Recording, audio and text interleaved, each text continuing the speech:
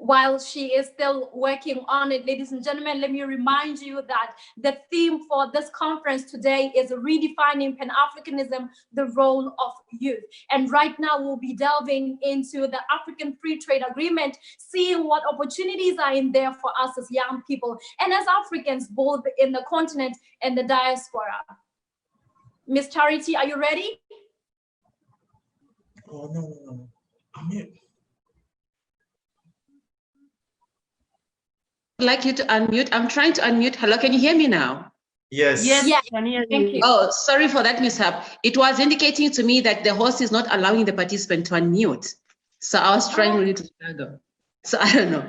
So greetings to everyone. Sawubona, bom dia, mulibwanji, all the African youth that are on this platform. I'm so delighted to actually be given this opportunity by my good Professor Lumumba, who actually is my big brother and a good friend. And I'm also delighted to actually share this platform that many of you youths will also be hearing from one of my role models and admirer, Ambassador Arikana. It's such an excited and blessed day. So given the time that I'm given, I'm going to be speaking briefly on the African Continental Free Trade Agreement and how you as young people, particularly those that are aspiring to be entrepreneurs can benefit from this trade agreement. Now, when Professor Lumumba actually requested me to actually present on this topic, I was reminded of a case of one young lady from Namibia, in my country here, that actually wanted to export some products. Actually, she had some products that she wanted to export to one of the African countries. But a feasibility study has shown that obviously she could be able to actually penetrate that market, but because of the import tariffs in that kind of market, obviously it was not going to be feasible. The next example was also of a young lady in Botswana. She also had a very, very brilliant business that's going on there. She produces honey and byproducts of honey, such as beeswax and cosmetics. And she was informed from the feasibility study that she could actually get a very good market in West and Eastern Africa. But that was not feasible as well because of the high import tariffs that were actually in those countries. So many of you would actually relate to those kinds of challenges, that doing trade within Africa is not that easy, it's costly. And I think the free trade agreement is exactly what it's trying to address. What is it in this trade agreement for young people? This agreement actually is to create a single market for African economies, meaning that the movement of goods and people and labor could actually be more easily facilitated. I was actually looking at the time of COVID 2019, what was actually happening now, where many countries actually called for a state of emergency. And when many countries called for a state of emergency, there were a lot of regulations that had to be put in place to ensure that, the state takes control during that time. And what was actually very saddening was I'm blessed that I have a lot of network throughout the globe on the continent. And the first thing I was asking many of my friends around the continent was, when your country has actually gone in a state of emergency, do you have any street kids there? They said no. Many governments were able to actually immediately, find resolve to ensure that the street kids were actually put elsewhere. And I looked at all this period, what was happening in all these economies during the lockdown. First of all, we could actually prove that indeed, as Africans, as the world, we can actually live in peace. That was one underlying fact. Secondly, it also proved to us that obviously it is very difficult, even as much as you're in isolation, that you cannot live without each other. So I was able to see so many of the governments that were trying to immediately put in place emergency regulations that would actually allow for the free facilitation of goods and services, especially essential goods during that time.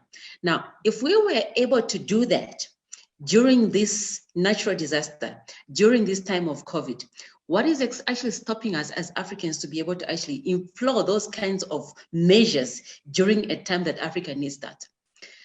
I was actually, 2 days ago, we hosted a business meeting here in Namibia, and one of my good friend entrepreneurs was trying to actually define what does it mean to actually have a state of emergency, and briefly defined, it's a situation of natural danger or disaster in which a government suspends normal constitutional procedures in order to gain control. Now, looking at Africa, does Africa really have control at the moment? We have high levels of poverty in Africa. The African child wakes up every day to hopelessness. The African youth wakes up every day to hopelessness. But maybe it's about time that we should not just have state of emergencies in individual countries. Maybe it's about time that the African leaders, when they meet at the African Union, should actually be speaking about a state of continental emergency in Africa, because that is very critical. When we can do that, we will be able to actually make sure that we put in places to actually implement this African Continental Free Trade Agreement.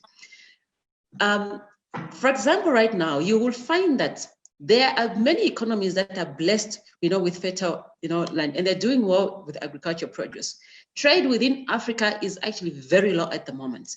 You'll find that many African states, it's very evident, they trade more with other continental, with other economies in Europe or in America, because it's very convenient. It's easy for you to be able to transport a product from Africa to those other Western worlds conveniently. But just to trade within Africa, it is so cumbersome. If you want to actually transport your tomatoes from West Africa down to Southern Africa, by the time they get to their markets, those tomatoes will actually be, almost fertilizer. So what we are saying in this agreement, that many economies will have to actually do a lot of structural adjustments, infrastructure development, improvement of skills within the continent, so that we are able to trade with each other freely. Now, I was asking quite a number of youth, not just in my country, but in other countries where I say it, have you ever heard about the African Continental Free Agreement? And if I have to pose this question, even among the youth that are participating on this platform today, how many of you have even seen that agreement? Some of you that are aspiring to be actually entrepreneurs, how many of you have actually read and seen what that agreement entails? And that's exactly the mindset that I want the youth of today to actually be able to actually align yourselves to. That when governments are making rules, or they're making actually ascending to any of these instruments that have actually an impact on your future as an African youth, what is your role in there? Because that agreement, it provides, of course, to make sure that the youth of this continent can actually take up their space, become very innovative, allow for competition of this kind of actual activities that you are doing in order to develop Africa. Now, I have seen that there are a lot of some challenges within this with this agreement. In many economies, I don't think many of the youth actually have the information about it. So it's about time that many African governments, you as young entrepreneurs, implore on your governments that they give you as much information. When they go to these meetings and speak about this agreement, how many of them can come back to their economies and gather their youth and even actually prepare them how well they can actually be able to participate and benefit from this agreement.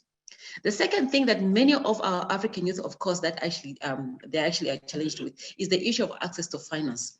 Obviously, for this agreement to actually be implemented and for the youth to benefit from it, many governments have to make sure that they put policies and instruments in place that will make entrepreneurship easy for many of our youth to have access to finance, to be supported, to be mentored, and be able to actually make inroads in these markets. The other thing that Africa is actually challenged with is the issue of education.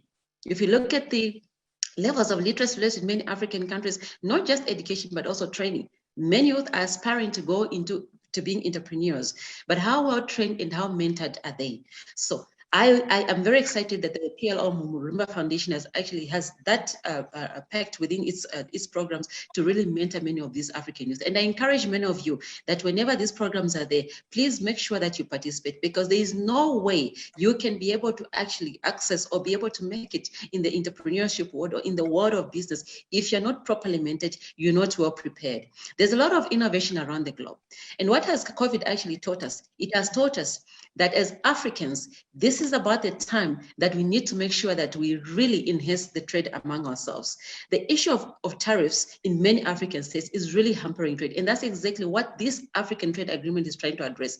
The issue of ensuring that governments can actually put in policies that will promote industrialization in most of our states. This is exactly what the agreement is trying to actually address.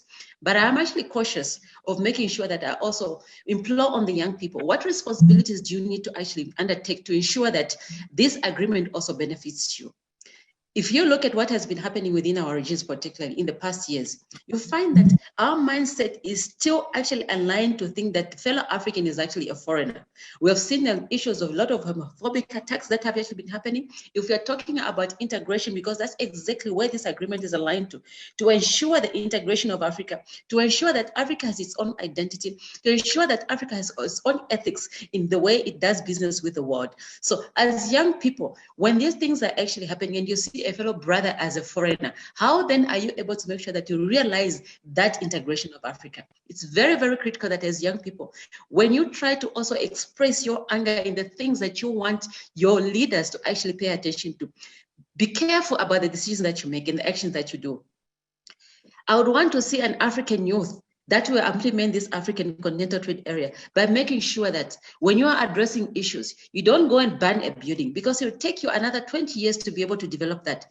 But instead, I would want to see an African youth that can be able to probably round up these leaders and says, today, we are going to make sure that we spend the night with you in the slums, in the court, so that you feel how this court is. And when they go back to parliament, they're able to make those decisions. So it's very critical that you as an African youth, instead of look at ways that you can make sure that you call your governments to order.